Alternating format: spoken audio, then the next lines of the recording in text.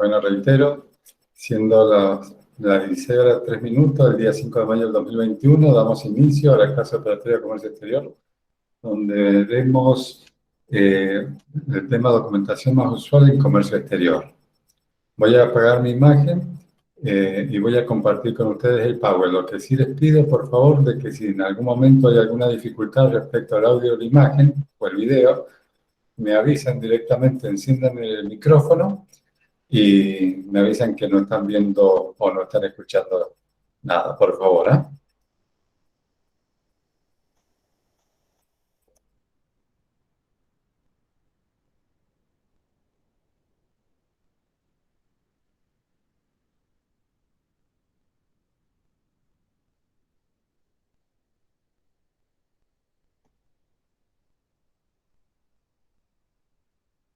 ¿Todos están viendo la presentación? Sí, profe, se ve bien. Pero perfecto, muchas gracias. Bueno, el tema que nos ocupa hoy es el documento más usual en el comercio exterior. Algo ya habíamos visto cuando vimos nosotros instrumentos de pago internacionales, por ejemplo, en la cobranza documentaria, donde decían de que la cobranza era documentaria porque nos exigía presentar cierta documentación. Si ustedes recuerdan, habíamos hablado que había documentación referida a la mercadería, documentación referida al transporte de esa mercadería y documentación referida al seguro. Bueno, vamos a ver justamente eso. Todo lo que tenga que ver a los documentos más usuales en el comercio exterior. Como les dije a ustedes, vamos a ver documentos usuales documentos relacionados con la mercadería, en primer lugar. En segundo lugar, documentación del transporte. Y en tercer lugar, documentación del seguro. Y vamos a ver un cuarto elemento, que es la visación consular, que ya le voy a explicar a ustedes la importancia de la visación consular. ¿Qué documento vamos a ver respecto a la documentación relacionada a la mercadería? Vamos a ver el contrato de compraventa internacional, que se la conoce con las siglas SBI, la factura pro forma, la factura de exportación, certificado de origen, certificado de calidad, certificado de análisis, certificado fitosanitario, lista de empaque. Y respecto al transporte, vamos a ver transporte marítimo, por aire, ferrocarril, multimodal, fluvial, es decir, por ríos, y lacustre, por lagos. Y respecto al seguro, vamos a ver póliza de seguro por riesgos ordinarios, póliza de seguro por riesgos extraordinarios y póliza de seguro de caución. Y por cuarto y último elemento, como les adelanté recién, vamos a ver realización consular. Vamos a comenzar entonces con el primer documento relacionado con la mercadería, que es la CCBI o Contrato de Compraventa Internacional. ¿Qué es lo que es el contrato de compraventa internacional? Es el primer elemento que nos vincula con nuestro cliente o nuestro proveedor del exterior. Es el acuerdo de voluntades celebrado entre partes domiciliarias en países diferentes, a través del cual se transfiere la propiedad de mercaderías que serán transportadas a otro territorio teniendo como contraprestación el pago de un precio. Fíjense de que acá no tenemos mucha diferencia con un contrato de compraventa local. La diferencia lo hace de que las partes están domiciliadas en países distintos. Y la contraprestación es el pago de un precio. Y ustedes ya vieron de que ese precio se tiene que pagar mediante alguno de los instrumentos de pago internacionales que ya vimos la clase anterior. Es decir, carta de crédito, letra de cambio, etcétera, etcétera.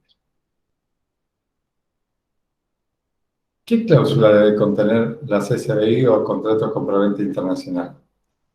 Por supuesto que todos los datos del vendedor, el exportador. Y cuando estamos hablando de todos los datos, nos estamos haciendo también referencia a los datos electrónicos, que son de suma importancia en la actualidad. Es decir, correo electrónico, si tiene celular, si tiene alguna página de internet, etcétera, etcétera. Igual con el comprador, que es el importador, ¿no? La descripción en detalle de la mercadería que es objeto de este contrato de compraventa internacional. Es muy importante la descripción en detalle de la mercadería, para que no haya después discrepancia entre lo que uno ofrece y lo que el otro compra. El Incoterm convenido, que ustedes ya lo vieron con el profesor Filisola, precio, plazo y lugar de entrega de la mercadería, las condiciones de pago, el transporte y seguro, que eso también va a depender del Incoterm convenido, el embalaje convenido de la mercadería, porque puede ser de que uno ofrezca un embalaje, pero el comprador esté pidiendo otro tipo de embalaje. Bueno, hay que especificar cuál es la forma del embalaje de la mercadería que se va a transportar. Fijación de daños y perjuicios.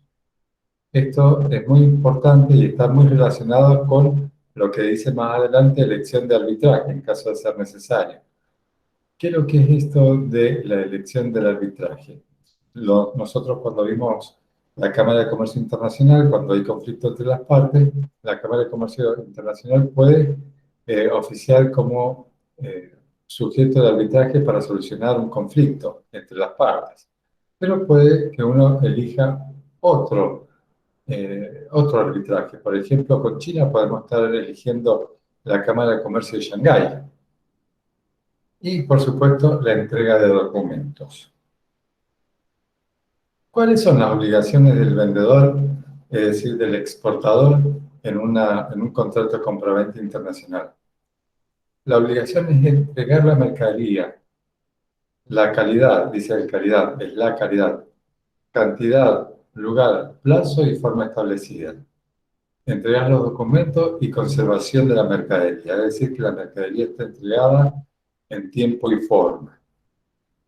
Y las obligaciones del comprador, pagar el precio en la cantidad, fecha, lugar y modalidad establecida. Cuando hablamos de la modalidad establecida, estamos haciendo referencia a los instrumentos de pago internacionales.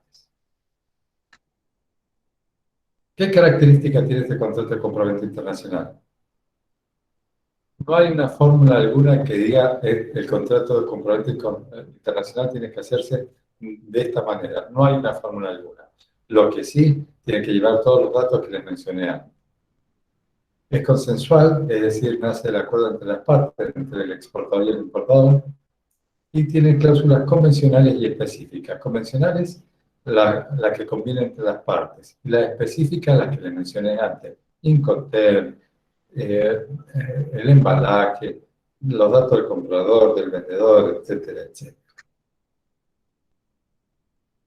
Vamos a ver ahora el segundo documento, la factura pro forma.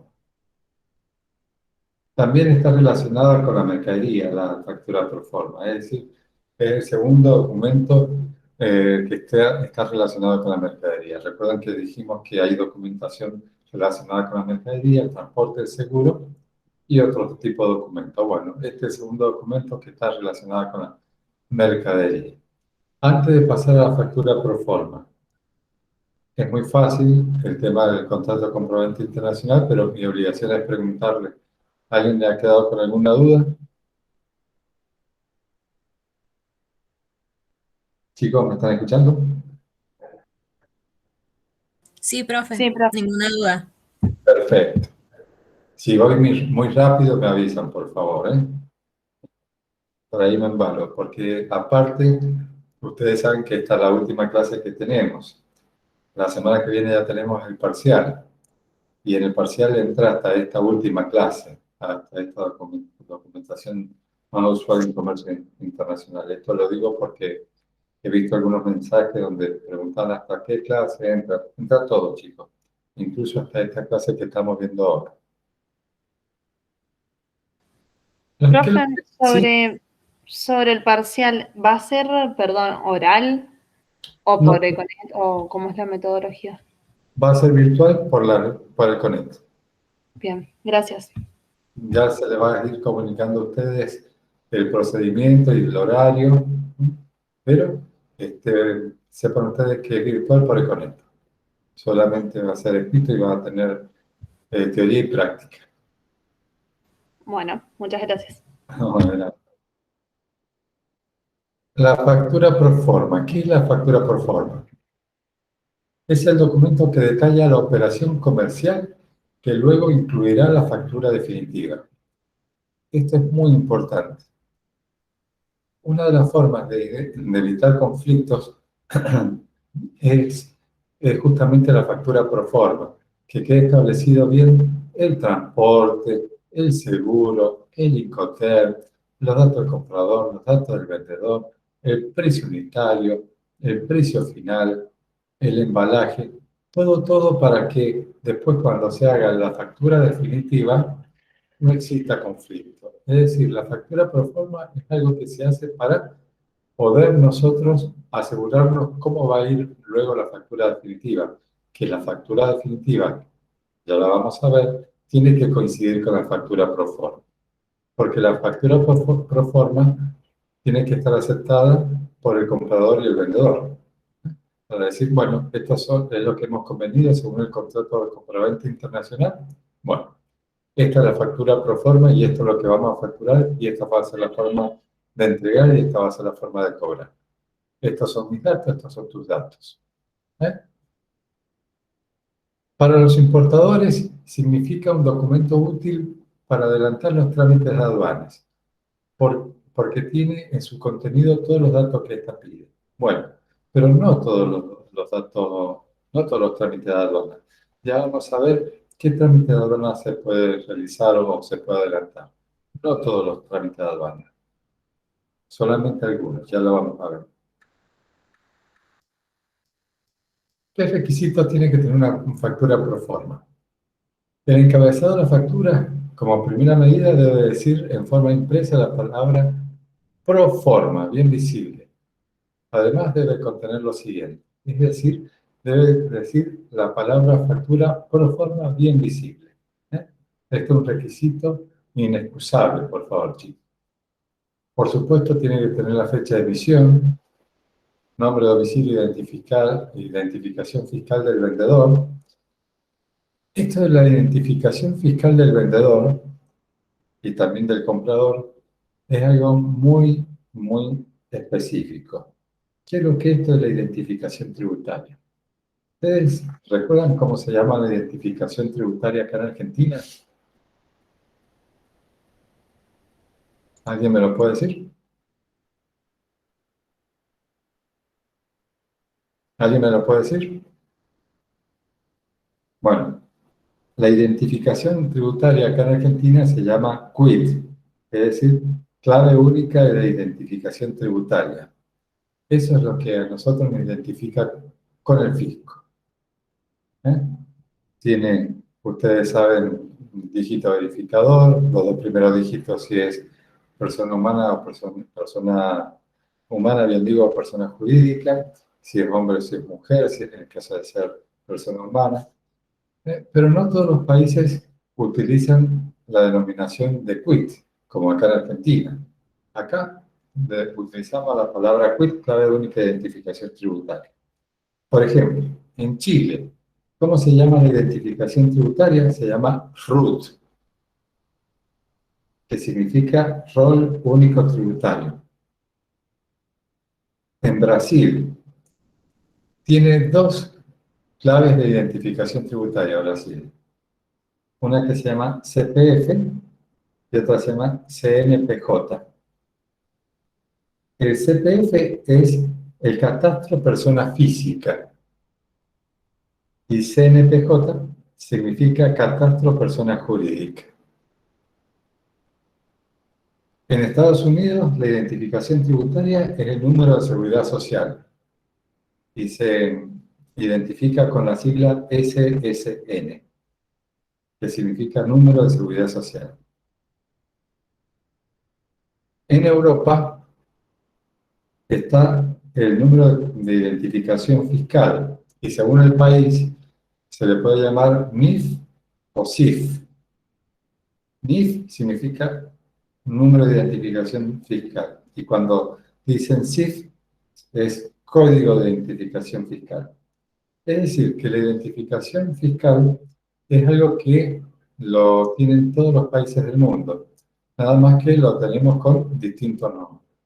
Recuerden que acá en Argentina, la identificación fiscal de cada uno de nosotros es QUIT, no QUIL, con L de Líbano, porque QUIL significa clave única de identificación laboral, que eso es para los trabajadores en relación de dependencia, sino que es QUIT, clave única de identificación tributaria. ¿Quién nos entrega el QUIT? La AFIP-DGI. Si hablamos de QUIL, que es la clave única de identificación laboral, esa clave la entrega el ANSES, es decir, otro organismo distinto a la AFIP-DGI. Entonces recuerden ustedes que acá en Argentina la identificación tributaria es la QUIT, porque es la clave, ¿no? La QUIT, que es clave única de identificación tributaria que se tiene que gestionar en la AFIP-DGI. Los mismos datos del comprador, como le dije antes, ¿no? Nombre, apellido, o denominación o razón social, domicilio, identificación fiscal. Descripción de la mercadería, mencionando la cantidad de unidades que propician la venta, con una breve descripción. Esto por lo que le dije un poco más atrás, ¿no? De que se tiene que evitar cualquier tipo de conflicto, es decir, todo lo que se agrega no daña. Así que lo que más puedan describir en la mercadería es ideal. El precio unitario y el precio total en términos Incoterms y la divisa con que se cotiza la operación. Esto es importantísimo, el Incoterm y la divisa. Ustedes recuerden que podemos utilizar el dólar estadounidense, como hemos hablado, el euro, el yen, el yuan, pero si estamos comercializando, por ejemplo, con Brasil, Uruguay y acá la Argentina, recuerden que está el SML, que es el sistema de moneda local. Es decir, que con Brasil y con Uruguay podemos nosotros estar comercializando con las monedas locales de cada uno de nuestros países, es decir, peso argentino, peso uruguayo o real brasileño. El número de bultos que va a ir la mercadería, peso bruto, peso neto, volumen y volúmenes cúbicos totales embarcados para la exportación, unidades métricas si corresponde, el punto de entrega, que esto va a surgir del Incoterm, periodo por el que la factura pro forma tendrá validez, gasto del seguro y del flete desglosados, cargos totales que deberá abonar el cliente, que también ustedes saben que esto proviene del Incoterm, la fecha estimativa de envío del puerto de origen, es decir, la fecha de embarque sería, y un requisito de acá de Argentina, de la AFIP-DGI. Si bien la factura pro forma no tiene una formalidad, es más, hay veces que la factura pro forma se hace como membrete de la empresa. Por supuesto que cuando el que hace la factura pro forma es el que exporta, no el que vende. Pero hay un requisito de la AFIP-DGI, que se debe identificar con la letra X, la factura pro forma, y la leyenda documento no válido como factura. Esto es un requisito que es inexcusable, tiene que llevarlo, porque si un documento o una factura pro forma no lleva este requisito, puede ser denunciada como un documento apócrifo. Es decir, de que tengamos mucho cuidado de cumplir con los requisitos impositivos de acá de Argentina. La leyenda X es la letra X y la leyenda documento no válido como factura. La factura por forma deberá incluir dos tipos de declaración. Una, certificando que la factura es legítima y verdadera. Es una declaración jurada. La otra declaración debe indicar el país de origen de la mercadería. Esto es muy importante. Ya vamos a ver dentro de un ratito nomás un certificado que se llama certificado de origen. Cuando estamos hablando del país de origen de la mercadería, no estamos hablando del país de donde se importa la mercadería, sino que estamos hablando del país donde se fabrica la mercadería. ¿Eh? Entonces, acuérdense ustedes que el certificado de origen, que es lo que nos piden la factura normalmente en una operación de compraventa internacional, es el país donde se fabricó esa mercadería. Y debe estar la declaración jurada dentro de la factura pro forma del país de origen de esa mercadería. Bien, tengamos en cuenta, y ya lo vamos a ver, que el certificado de origen se confecciona con posterioridad a la factura comercial, es decir, no a la factura pro forma, sino a la factura comercial. Por eso, como no tenemos todavía a esta altura el certificado de origen, tiene que venir una declaración jurada donde la mercadería ha sido fabricada. Dice acá, que esto entre comillas, dice claramente las facturas por forma no llevan numeración, pero no tienen validez comercial ni fiscal. Tampoco llevan firma o sello, salvo el pedido expreso del cliente de forma expresa. Mire, esto yo lo eliminaría, porque realmente las facturas pro forma acá en Argentina sí se emiten con numeración. Es decir, de que sí llevan numeración, al menos acá en Argentina, la factura pro forma. Podemos estar recibiendo nosotros como importadores una factura pro forma del exterior que a lo mejor no tenga numeración y por eso no es que la haga ilegal. Por eso es que pongo acá generalmente las facturas pro forma no llevan numeración. Porque a lo mejor en el exterior, no sé, Siria, Líbano, Portugal, se me ocurre por decir algún país, puede ser de que no sea requisito que la factura por forma lleve numeración.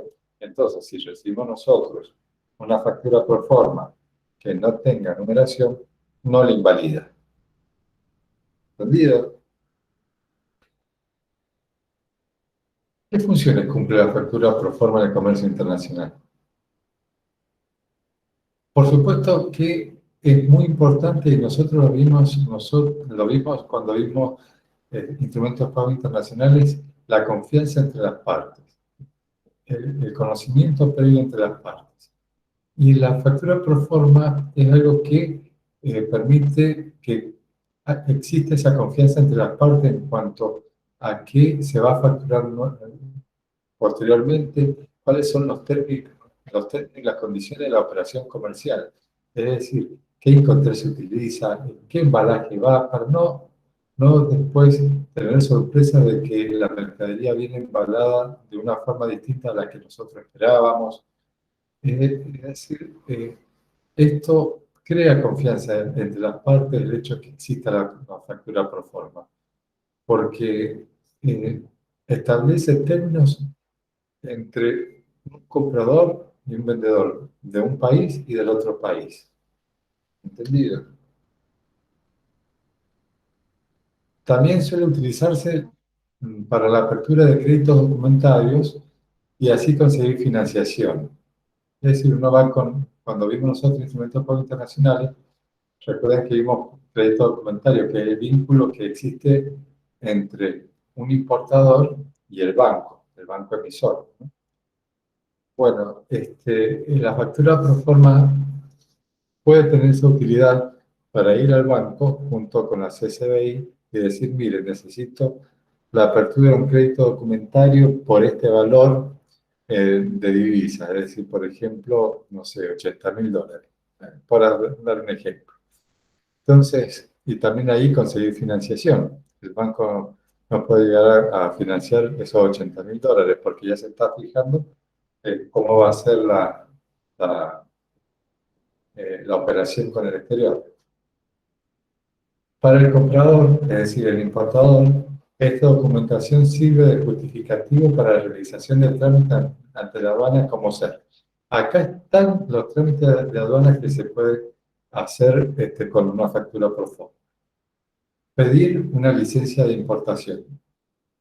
Es decir, cuando está vedada la importación de ciertos elementos o o como ha habido casos de que ha habido que completar declaraciones juradas para poder importar elementos porque el país está con problemas de divisas, entonces para pedir una licencia de importación de un elemento, bueno, sirve esta factura pro forma.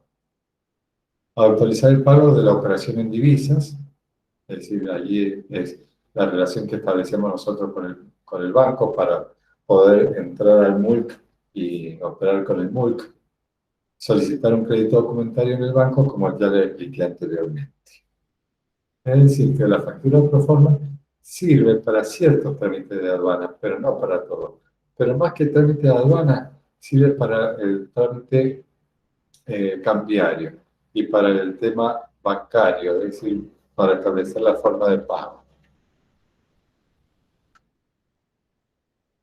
La factura pro forma no tiene validez fiscal ni contable, es decir, de que la sola recepción o el envío o la emisión de una factura pro forma no se registra contablemente y tampoco tiene efectos fiscales, es decir, ¿qué significa que no tiene efectos fiscales?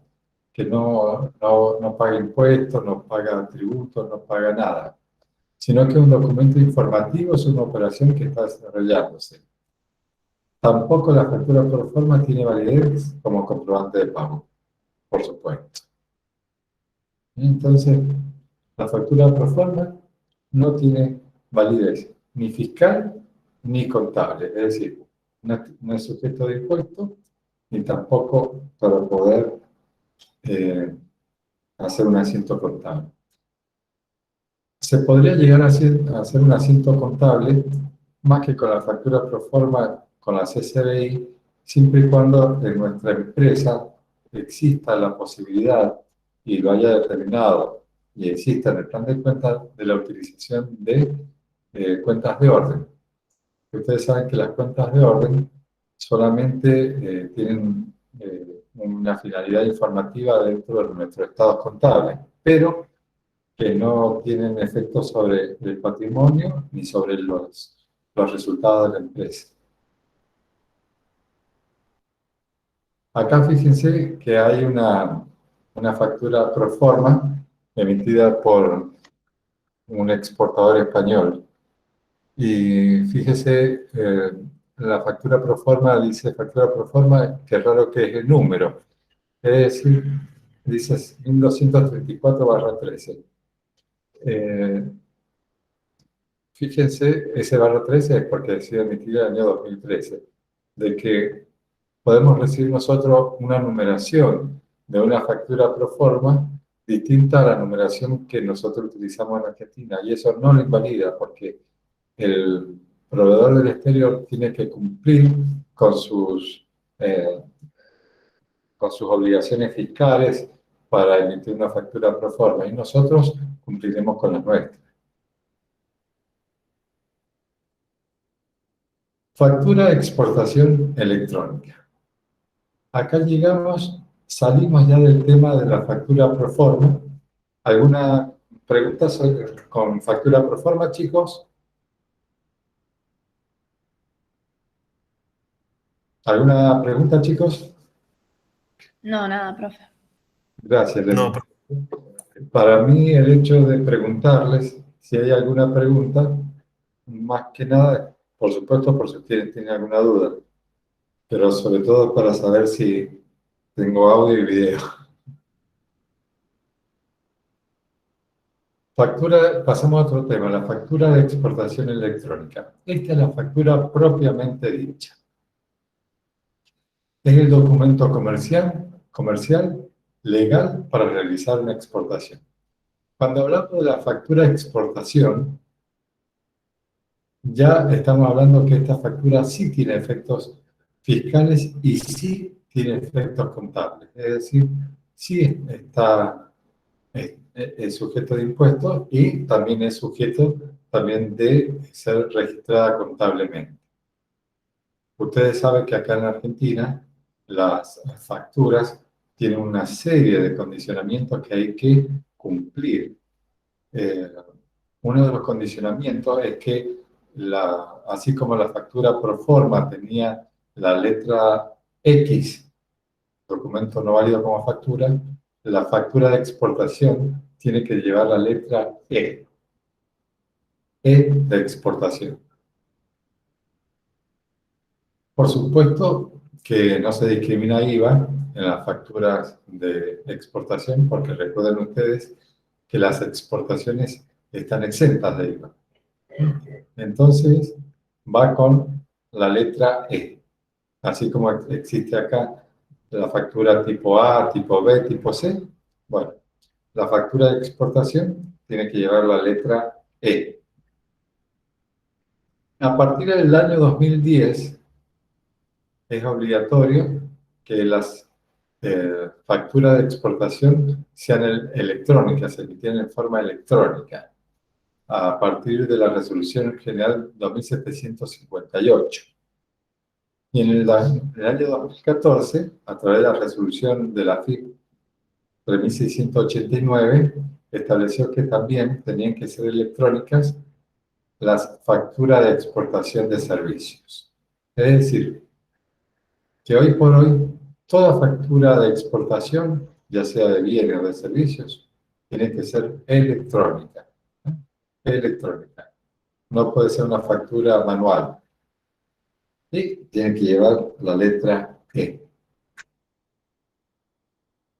Fijémonos en qué datos debe contener la factura de exportación electrónica. Principalmente los mismos datos que llevaba la factura pro forma. Justamente la factura pro forma está hecha para que cuando hagamos la factura de exportación electrónica coincida con la factura pro forma. La factura pro forma va a ser modificada tantas veces hasta que se llegue a un acuerdo entre el comprador y el vendedor. Y cuando esté ese acuerdo, bueno, decimos, bueno, esta es la factura pro forma y así tiene que ser la factura de exportación electrónica. ¿Y qué datos debe contener? Nombre y domicilio del exportador y del importador. Les vuelvo a reiterar que cuando hablamos de domicilio también estamos hablando de sus domicilios electrónicos. Fecha y lugar de emisión, detalle de la mercadería o servicios, moneda en que se realiza la transacción, tipo de cambio, Incoterm, condición de venta, forma y plazo de pago, peso bruto y neto, marcas, número de bultos, medio de transporte a utilizar. Fíjense que son los mismos datos que teníamos en la factura pro forma. Esta factura de exportación electrónica van a ver ustedes que tiene que estar cargada en el sistema informático Malvina. Ahora bien, fijémonos en esta distinción y prestemos atención.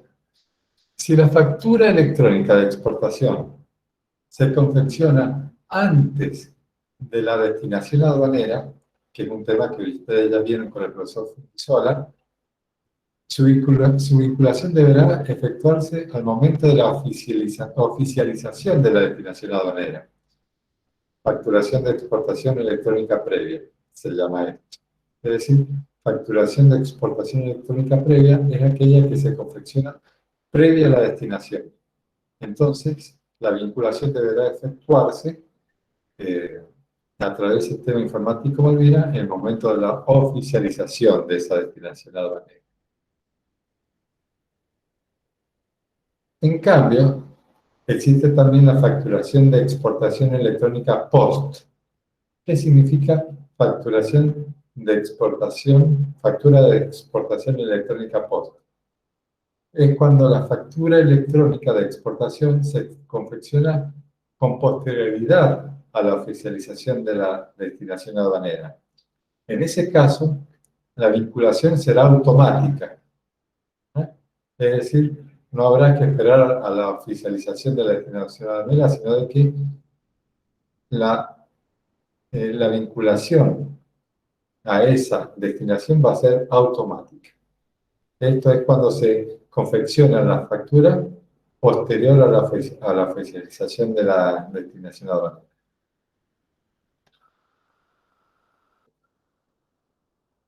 Si ustedes tienen alguna duda respecto a la facturación electrónica de exportación, sepan ustedes que tienen un sitio dentro de la FIP y pueden recurrir dentro de ese sitio de la FIP, donde existen consultas de otros contribuyentes, que por ahí son las mismas consultas o dudas que ustedes tienen. Tienen las normativas vigentes respecto a resoluciones generales, leyes, decretos, etcétera, etcétera, que normatizan esa factura electrónica, y es a través de la página de la AFIP. Ustedes ponen www.afip.gov.ar y se van a un sitio que se llama ABC Consulta y Respuestas Frecuentes. Y ustedes allí en el filtro colocan facturación electrónica de exportación y van a encontrarse con todo esto que ustedes tienen. Por ejemplo, fíjense, acá tienen 28 consultas particulares, 15 consultas generales, 12 permisos de embarque, 8 consultas más de la web service, etcétera, etcétera. Es decir, sepa que que existe este servicio de la FIP, de que por allí ustedes tienen una duda, bueno, recurren al ABC Consulta y Respuesta, de que van a encontrar seguramente bastante más claridad de las dudas que puedan llegar a tener. Acá hay una factura de exportación, un modelo. Fíjense, como yo les dije, una factura electrónica. Fíjese, comprobante autorizado para FIP. Acá hay un número que dice, fíjese, dice CAE, dice Código de Autorización Electrónica. Eso es porque una factura electrónica, y acá está el número de código. Está el código de barra. Actualmente el código de barra se ha reemplazado por el código QR. Ya están siendo obligatorias las facturas con código de QR y están siendo reemplazadas el código QR por el código de barra. Es más, en los próximos meses dejan de tener vigencia los controladores fiscales que, como veníamos nosotros conociendo, ya lo están reemplazando algunas empresas, y van a ver que los nuevos controladores fiscales de emisión de tickets, facturas, vienen con el código QR. Fíjese, acá está lo que yo le decía, factura de exportación y la letra E. Vienen en el centro arriba. El código de la factura es 019. Bueno, y acá está un modelo, tipo de cambio, la divisa, dólar estadounidense, fíjense, no hay discriminación de IVA, como ya les dije, porque esto no es sujeto a la tributación de IVA, etcétera, etcétera.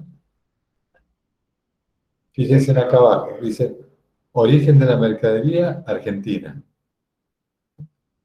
El certificado de origen después lo va a confirmar, lo tiene que decir. ¿Alguna duda respecto a la factura electrónica de exportación, chicos? No, profe. Espectacular, entonces. Profe, Sí. yo tengo una duda. ¿Todos estos documentos que estamos viendo son obligatorios para hacer una exportación, verdad? O una importación. Mire, sí son obligatorios. Por eso es que estamos viendo nosotros, hasta lo que hemos visto hasta el momento, sí son obligatorios. El contrato de comprobante internacional, por supuesto que es obligatorio, porque para ver una transacción internacional necesitamos indefectiblemente un contrato. Luego, la factura pro forma sí es obligatoria y es necesaria para poder dar legalidad a la factura de exportación comercial, electrónica comercial. Y la factura de exportación, la factura de exportación electrónica, por supuesto que es obligatoria, porque de lo contrario sería una venta en negro. Y es ineludible que tenga que ir una factura electrónica. de exportación. Hasta el momento todo lo que hemos visto es obligatorio. Bien, gracias. Ya vamos a ver algunos documentos donde son obligatorios para alguna mercadería y para otra no. O documentos donde por allí el importador no lo solicita. No vamos a ver. Certificado de origen. ¿Qué es esto del certificado de origen, chicos? Esto es muy importante, el certificado de origen. Ustedes saben que integramos un bloque comercial con otros países de la región que se llama Mercosur, con Brasil, con Uruguay, con Paraguay y nosotros Argentina. También está la República Bolivariana de Venezuela, pero actualmente está suspendida del bloque Venezuela. Pero ustedes saben de que entre los países que comercializamos entre el Mercosur hay preferencias arancelarias, hay disminuciones en los importes de aranceles entre los países que comercializamos intro-Mercosur. Y que hay un arancel externo común, se le llama, arancel externo común, esto lo han visto los chicos de la licenciatura, por eso se lo comento a ustedes. El certificado de origen, como les decía, perdón, hay un arancel externo común, es decir, cuando comercializamos con países que no integran el bloque comercial del Mercosur, tienen un arancel distinto a los países que comercializamos dentro del Mercosur. Ahora bien, para comercializar dentro de los países del Mercosur, es necesario que nosotros vendamos productos que sean made in Mercosur. Es decir, fabricado en Argentina, fabricado en Brasil, fabricado en Uruguay o fabricado en Paraguay. Porque si nosotros le compramos a China un teléfono y ese teléfono lo revendemos, por ejemplo, al Paraguay, ya deja de ser un producto argentino. Estamos revendiendo un producto que tiene otro país de fabricación, en este caso es China. Y entonces, si vendemos un producto que es chino, deja de tener preferencia arancelaria dentro del bloque del Mercosur. Ya vamos a ver algo que se llama, dentro del certificado de origen, algo que se llama factor de convergencia, que está muy vinculado con lo que le acabo de comentar. Entonces, el certificado de origen, ¿qué es lo que es? El certificado de origen nos está diciendo dónde fue fabricada esa mercadería. Ojo, no de dónde provino esa mercadería, no si vino de Argentina, sino dónde fue fabricada esa mercadería.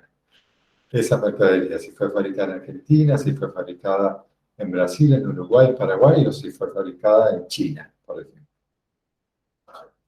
Este documento no tiene un formato establecido para su elaboración.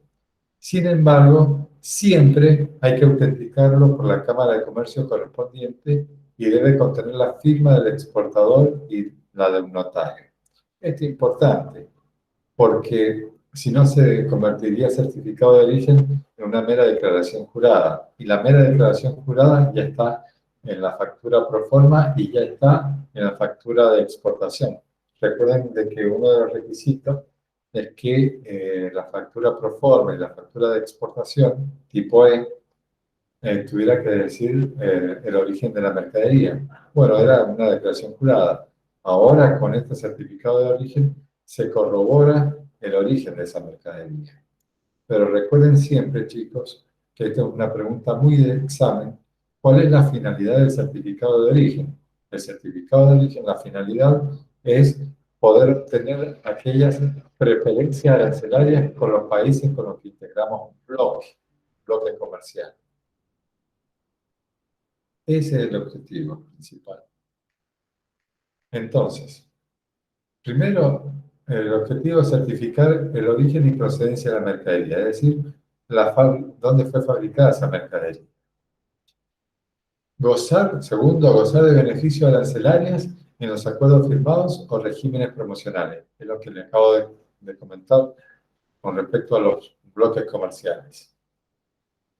Tercero, cumplir un requerimiento exigido por autoridades del importador.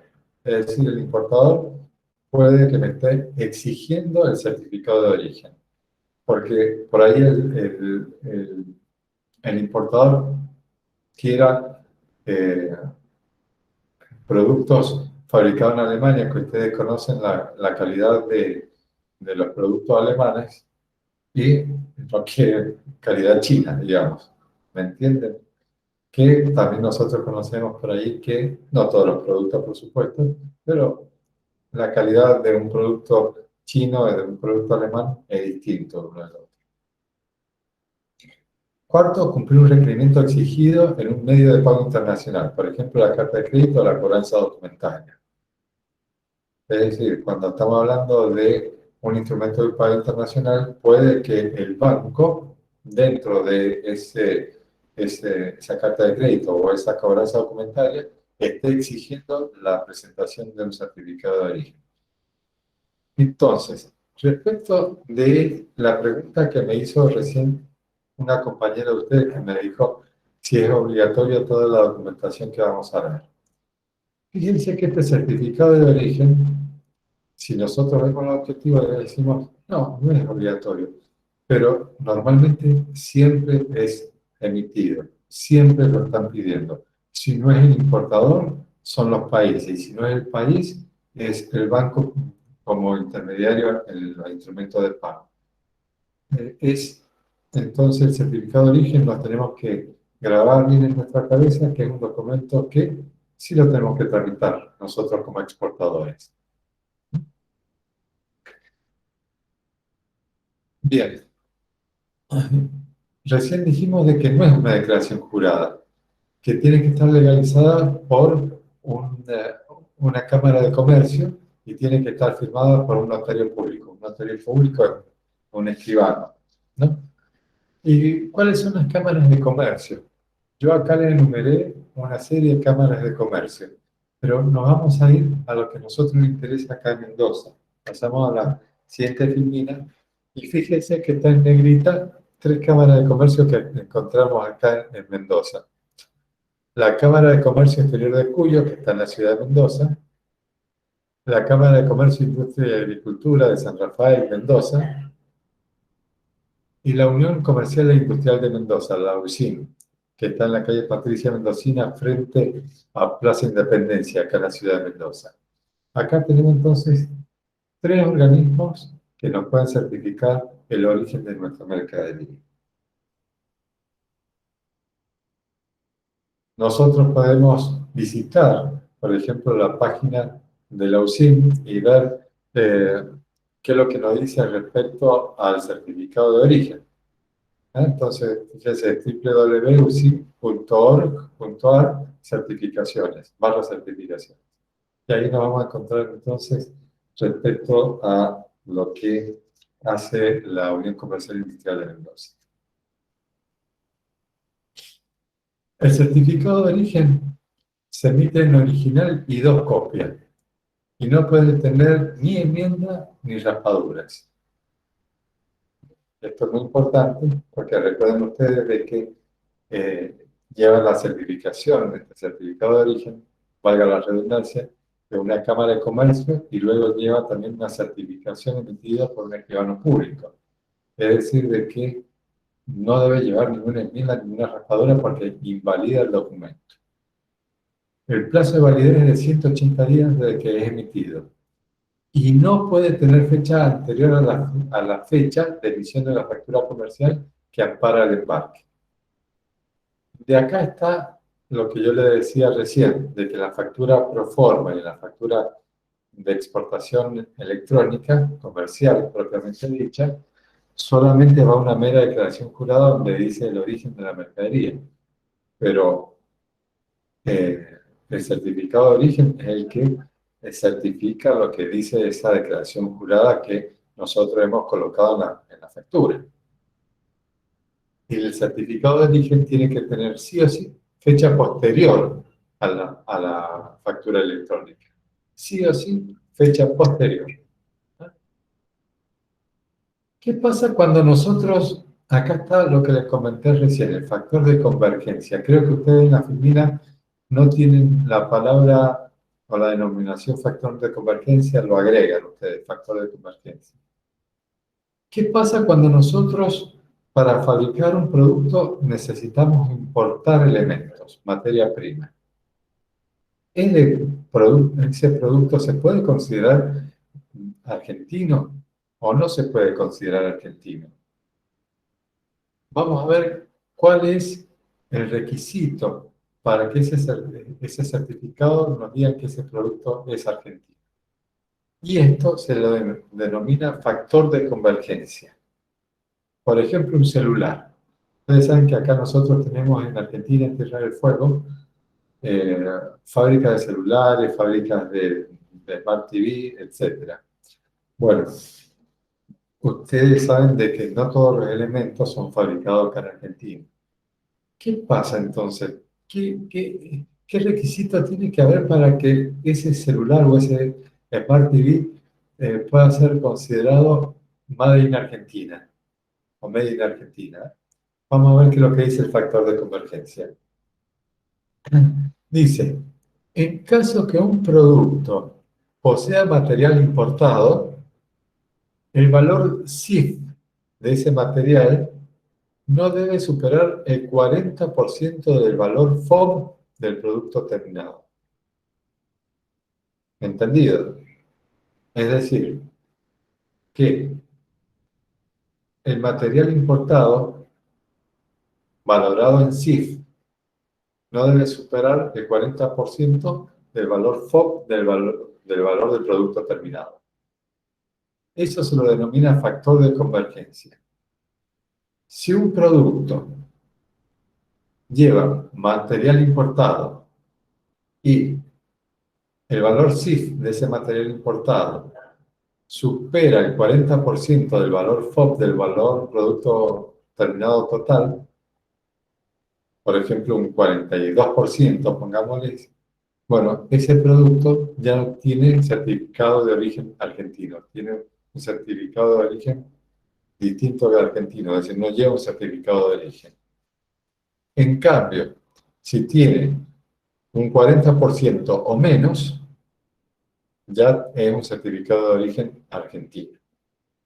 Es decir, está en condiciones de tener las preferencias arancelarias para comercializar con los países intro-Mercosur. ¿Entendido esto del factor de convergencia, chicos?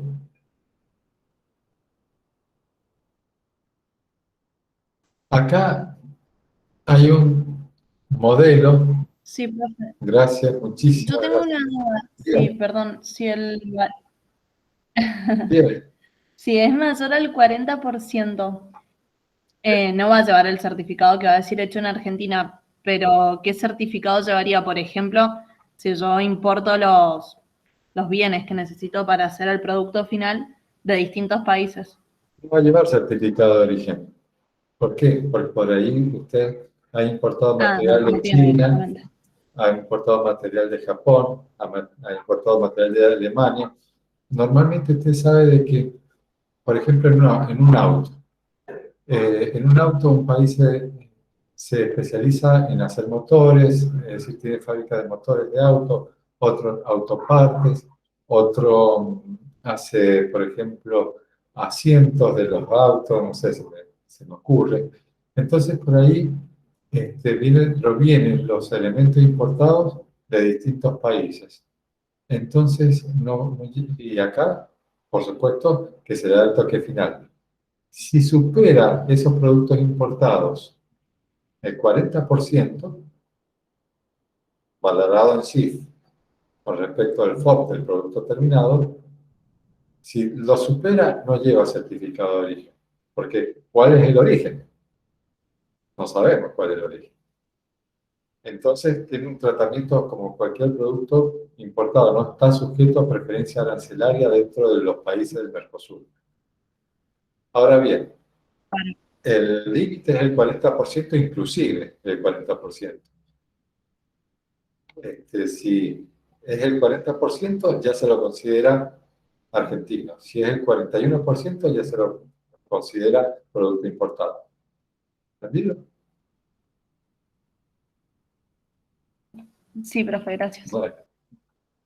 Acá hay un modelo certificado de origen. Fíjense, certificado de origen del Mercosur. Es para consensuar entre los países del Mercosur un formato, más o menos un modelo, y está emitido por la Cámara de Comercio, Cámara Argentina de Comercio en este caso. ¿Saben ustedes, chicos, de que hay un acuerdo con Brasil, Uruguay y Chile por el cual se puede realizar un certificado de origen digital?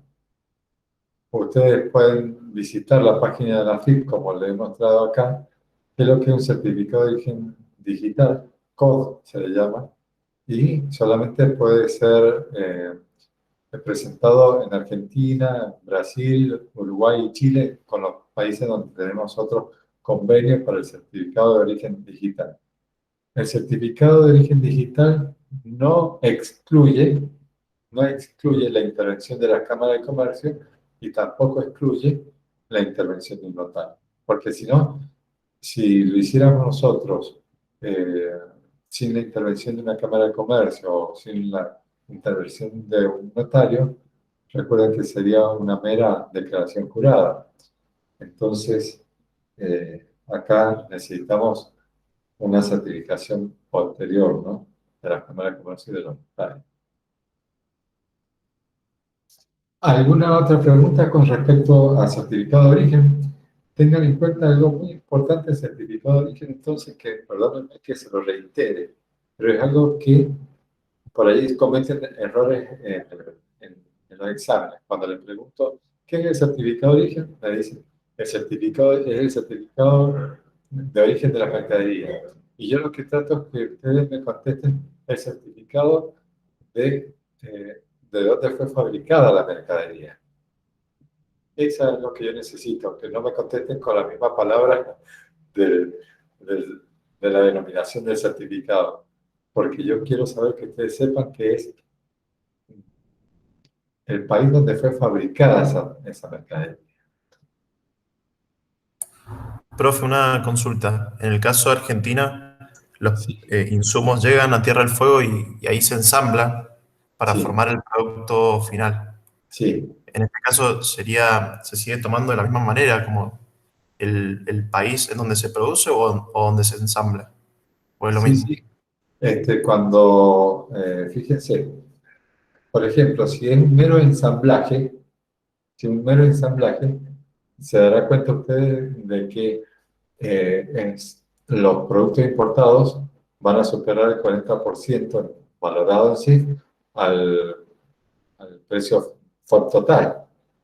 Acá en Argentina, en Tierra del Fuego, ya hay algunas fábricas que hacen dispositivos chips para celulares, para poder nosotros lograr ese 40% y poder comercializar con preferencias arancelarias con los países del Mercosur. Es decir, de que no todos los productos que tiene un celular, por ejemplo, que tiene una computadora, que tiene un Smart TV, son productos importados. Si supera esos productos importados, el 40% valorado en sí, ¿no?, el 40% del valor total, ya deja de ser producto argentino. Si es 40% o menos, es nacional. Ahora, si es ensamblaje nomás, que es su pregunta, ensamblaje, por supuesto, entonces que no se va a considerar un producto argentino. ¿Entendido? Sí, profe. Perfecto, gracias. No, certificado de calidad. ¿Qué es lo que es el certificado de calidad? Nos centramos en un certificado de calidad que es el ISO 9001. Ustedes saben que existen distintos certificados de calidad. Bueno, nosotros nos centramos en el ISO 9001. Es una normativa internacional de gestión empresarial y calidad que se aplica a cualquier tipo de empresa y sector. Es decir, no está dirigido a una empresa de electrónica, no está dirigido a una empresa de alimentación, no está dirigido a una empresa que produzca medicamentos, sino que a cualquier empresa y sector de la empresa, es decir, una empresa unipersonal, una UTE, una sociedad y cualquier tipo que produzca cualquier bien y servicio, es decir, no está dirigido a un tipo de empresa y a un sector, sino está dirigido al universo de empresas y servicios. No es un fin en sí mismo tener un certificado de calidad que cumpla con la ISO 9001. Es el medio para que las organizaciones consigan fidelizar a sus clientes, optimizar sus procesos, productos y servicios. Ya vamos a ver qué es lo que persigue la ISO 9001. Acá, por ejemplo, hay un certificado, un modelo certificado, fíjense que este certificado de una empresa que cumple con la ISO 9001, fíjese que fue emitida en México, ¿eh? Por una empresa que se llama GLO, porque los certificados de origen, hay organismos que emiten los certificados. ¿Qué es lo que persigue el certificado de calidad? La 9001. Primero, está basado en los procesos de fabricación de los elementos que vamos a exportar. Es decir, qué proceso lleva, si es un proceso que es regular o irregular, etcétera, etcétera.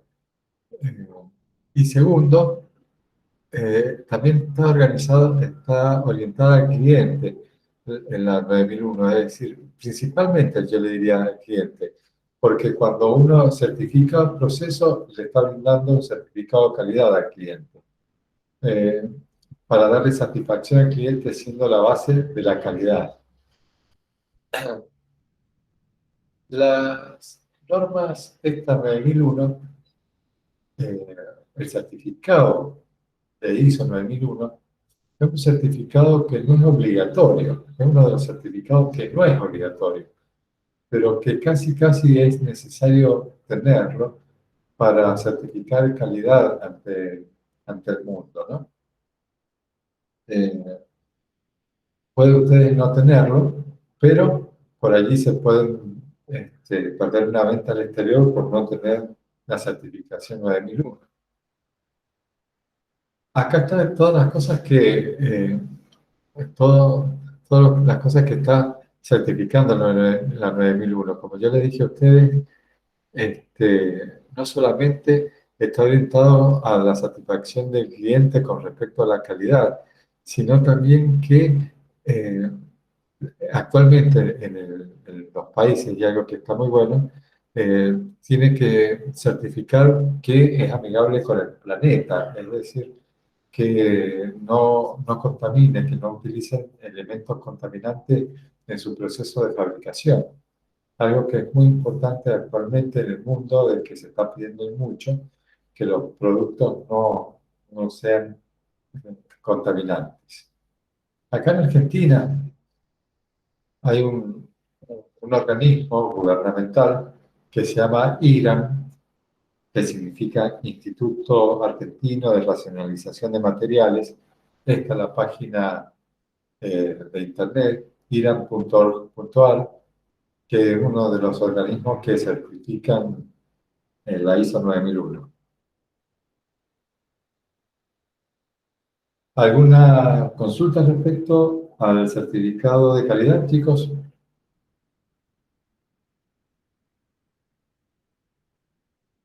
¿Alguna duda? Paso al certificado de análisis. ¿Me están escuchando, no? Sí, profe, ninguna duda. Gracias. Certificado de análisis. Otro certificado. Este es un certificado que sí o sí va a acompañar un producto.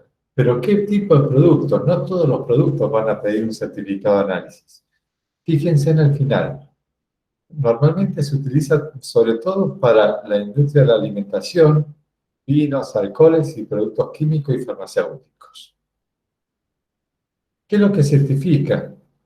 Certifica que ese producto farmacéutico, producto alimenticio, vino, alcoholes, productos químicos, ese producto que estamos exportando se ajustan a unos parámetros principalmente de carácter físico-químico, tales como composición, humedad, acidez y otros, que corresponden para lo que uno está exportando. Por ejemplo,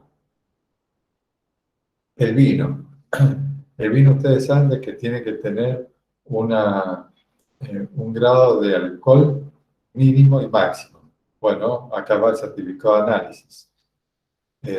La alimentación, esto es fundamental, el certificado de análisis, de que debe contener un grado de humedad, porque si lleva un exceso de humedad, un producto, tiene caducidad alimentaria o fecha de vencimiento anterior a la fecha que puede estar indicando el producto.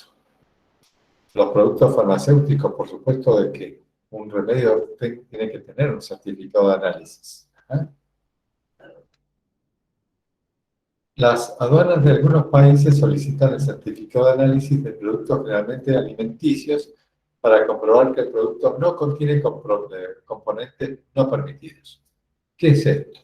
Miren, ustedes saben que acá Argentina es exportador de soja. Uno de los principales productos que exporta es la soja. Y resulta de que esa soja hay que fumigarla para eliminar ciertas plagas.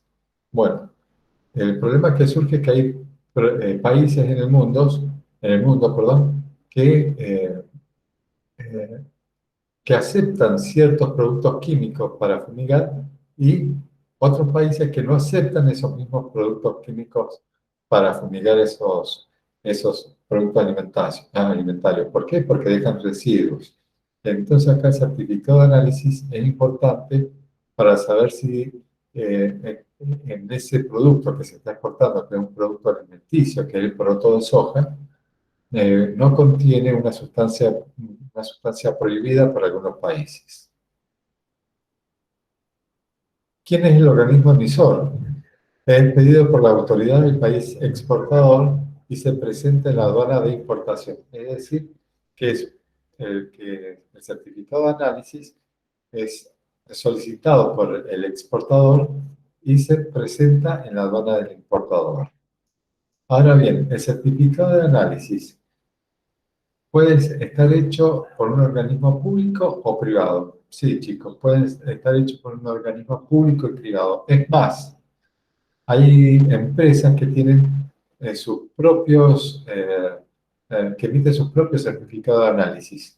Es decir, que tienen laboratorios propios y emiten sus propios certificados de análisis firmados por un profesional, por supuesto, interviniente, un bioquímico que certifique que lo que está diciendo es real, ¿no? Hay alguien que se haga responsable sobre lo que está certificando. Pero acá yo les mando un modelo de un organismo público muy importante acá en Mendoza, Instituto Nacional de Vitivinicultura, que hace certificado de análisis.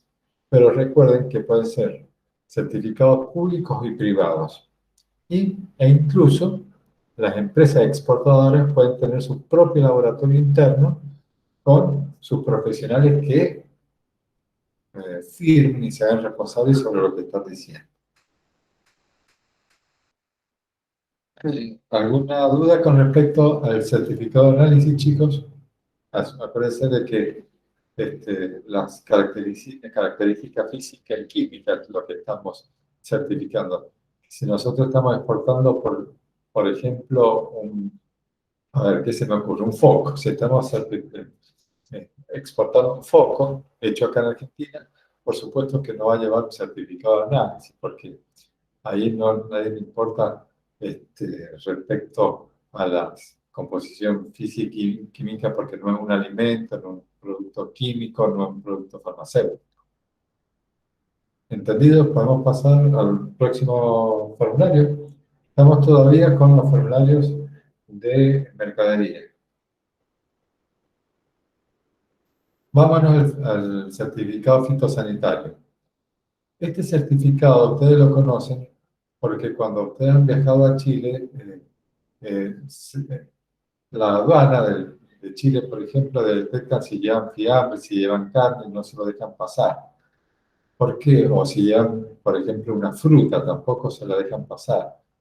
Porque este certificado está certificando que los productos de origen vegetal y animal no posean lo que se le llaman plagas. Que hay dos tipos de plagas. Las plagas cuarentenarias y las plagas no cuarentenarias.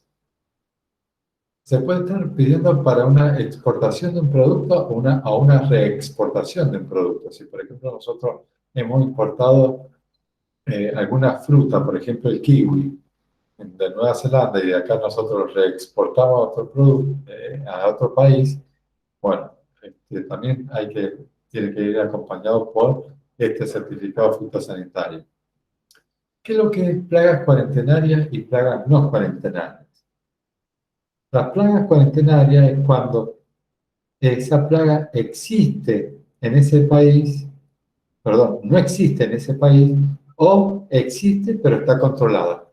Por ejemplo, acá en Argentina la fiebre aftosa, que gracias a Dios se ha erradicado, pero hay veces de que existen ciertos animales de que presentan fiebre aftosa, entonces se aísla esa región y significa que Argentina entonces tiene controlada esa plaga, la de la fiebre aftosa.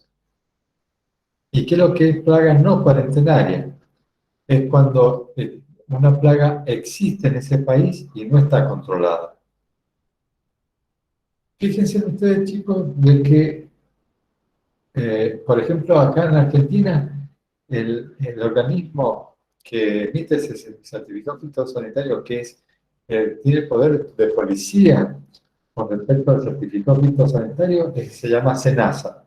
En Chile ustedes lo habrán visto cuando han dejado Chile con la sigla SAG, significa Servicio Agrícola Ganadero. Lo que le iba a comentar de que no solamente se certifica a veces, no solamente productos que estamos exportando, sino que por allí nosotros estamos exportando, por ejemplo, una mercadería que va embalada en pallets de madera o en cajones. Por ejemplo, estamos exportando manzanas en cajones de madera. Ojo, que ese material con el que está hecho el embalaje, por ejemplo, la madera, sobre todo nos referimos, puede contener una plaga.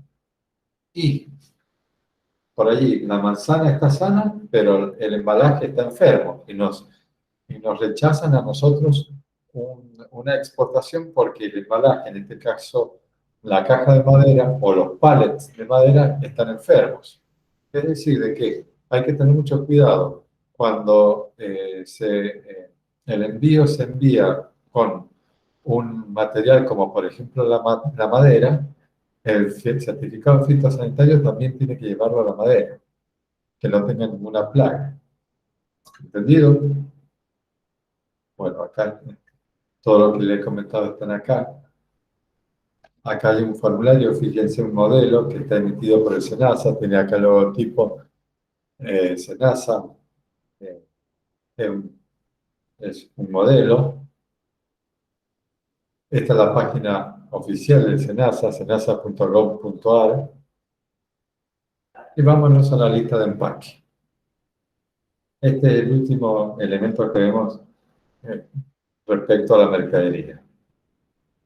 Esta lista de empaque es el certificado que contiene información detallada acerca de la característica de la mercadería que se depositan a bordo del medio de transporte, tal como peso, dimensiones, características.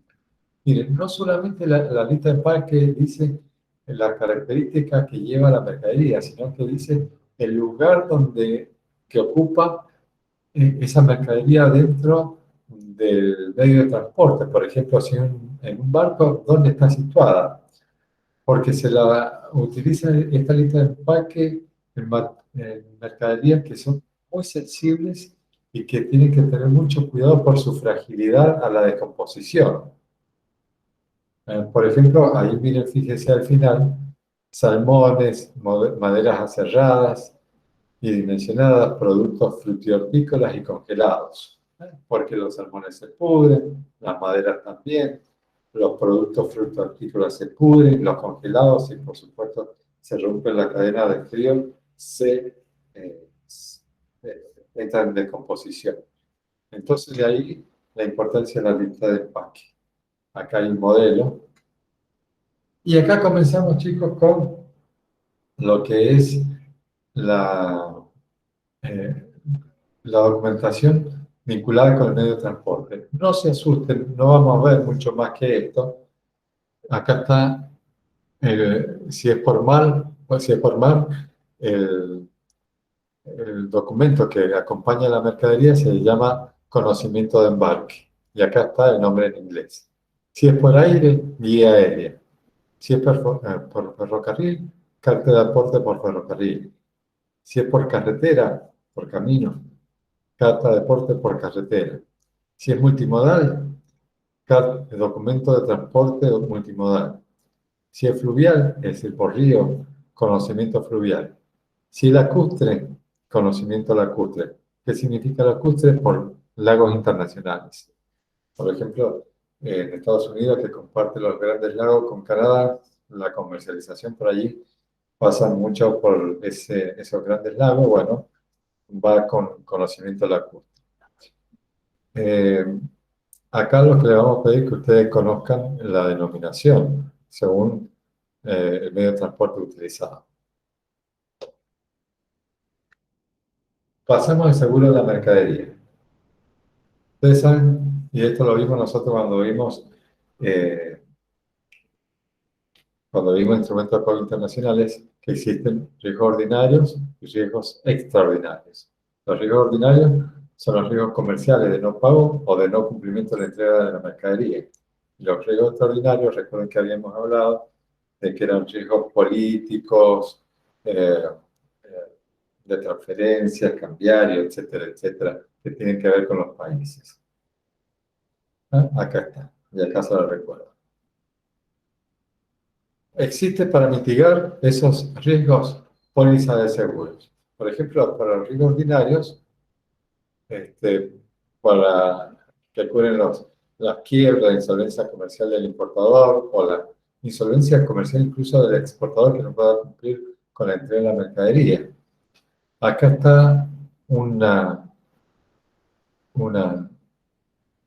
detalle que le pongo con respecto a los plazos que tiene la cobertura y las primas, cuánto sale la prima de esa póliza de seguros para que cubren riesgos ordinarios.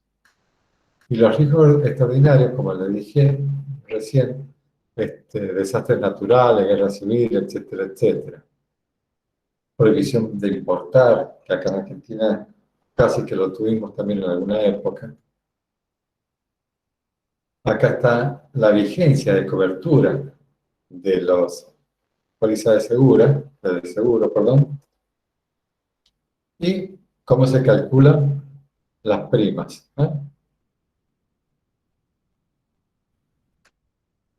Existe un seguro que se llama seguro de caución, que lo emiten pura y exclusivamente la compañía de seguro. Se lo denomina el seguro de caución y normalmente lo emiten las compañías o lo solicitan los comerciantes de las partes del comercio exterior que sean emitidas por compañías AAA. ¿Qué significa AAA? Es la máxima calificación respecto a las compañías de seguro. Es decir, un seguro de caución es un seguro que son emitidas por compañías de seguro y normalmente se solicita de que sea por compañías AAA. Ya vimos nosotros entonces toda la documentación referida a la mercadería, vimos la documentación referida al transporte, vimos la documentación referida al seguro, y vamos a ver ahora un cuarto elemento que no tiene nada que ver ni con la mercadería, no tiene que ver ni con el seguro ni con el transporte, pero sí tiene que ver con las personas, que es la visación consular.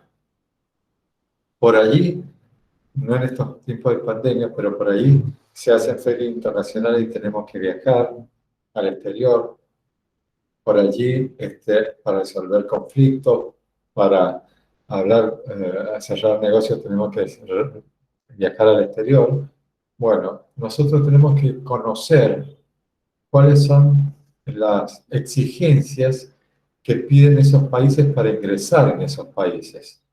Por ahí hay países que piden nada más que el DNI, por ahí hay países que piden la, el, ¿cómo se llama? Este documento, me trabé. ¿Cómo se llama este documento que, por ejemplo, para viajar a Estados Unidos, aparte de la visa, el pasaporte? El pasaporte, ahí se me ve. Perdonen la laguna mental, chicos. El pasaporte. Y por ahí hay países que piden, aparte del pasaporte, piden visa. Y por allí también hay países que piden pasaporte, visa y piden también inmunización a través de vacunas para ciertas enfermedades que son endémicas acá en Argentina. ¿Ah? Entonces, hay que ver entonces en esos países qué es lo que nos están pidiendo para poder viajar. Por eso esto no tiene nada que ver ni con las mercaderías, ni con el transporte, ni con el seguro, pero sí con las personas. Esta es la página de migraciones, www.argentina.gov.ar/interior/migraciones, y ahí van a poder encontrar los servicios destacados, entrada y salida del país, turista, habilitaciones de salida, procedimientos para llevar niños y adolescentes, residencia, permisos de ingresos, DNI para extranjeros, certificaciones, y también podemos, ahí se me fue, ya volvemos, y podemos también ahí conseguir podemos conseguir allí en los distintos países, no en todos, pero sí en la mayoría, cuáles son las exigencias que nos solicitan para ingresar en esos países. Esta fue la última filmina. Si hay alguna duda respecto a lo que hemos visto, por favor, les pido chicos que me lo pregunten ahora, o si ha quedado claro, o algo no ha quedado claro.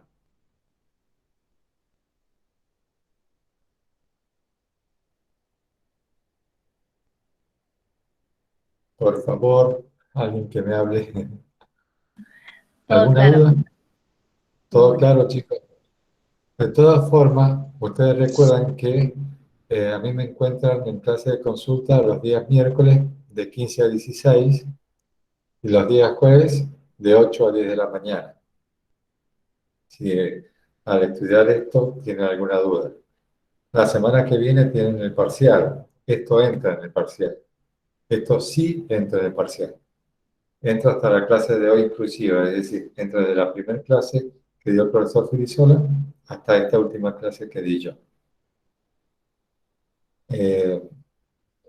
Me estoy refiriendo a los contadores. Para los licenciados, a los que estudian licenciatura, también entra todo lo que hemos visto hasta el momento y lo que han visto con el profesor Comella y la profesora Martínez Corso. Ellos le van a decir hasta qué clase entra. Pero todo lo que hemos visto hasta el momento entra en el examen parcial de la semana que viene. ¿Alguna duda? O los dejo y los libero, como ustedes gustan. No, profesor, gracias. Yo tuve justo un inconveniente y tuve que salirme un ratito de la clase, pero veo la grabación y cualquier cosa le pregunto en consulta. Ustedes sepan de que la grabación va a estar subida, siempre se la subimos en YouTube para que ustedes la puedan ver en cualquier dispositivo, es decir, computadora, en la compu, en el celular, en el TV, en el Smart TV, es decir, donde ustedes quieran verlo, por eso es que por ahí para ustedes es más cómodo que se lo subamos en YouTube. Sepan que lo van a tener tanto subido en Econet, el video, como también lo van a tener en el grupo no de WhatsApp, sino de Telegram, en este caso. Así que no se hagan problemas, cuenten con eso, saben que mañana va a tardar porque tarda mucho en procesarse la información. Son videos muy largos. Así que si no es hoy, mañana lo van a tener subido, seguro. Buenísimo, Sí, profe, profe, gracias. Chicos, ha sido un gusto compartir con ustedes este curso. Yo los libero. Ha sido un gusto y bueno, terminamos la clase de hoy. Gracias, profe, muy Gracias, amable. Muchas gracias a ustedes. Gracias, profe. Gracias, profe. Hasta luego. Ya, chicos.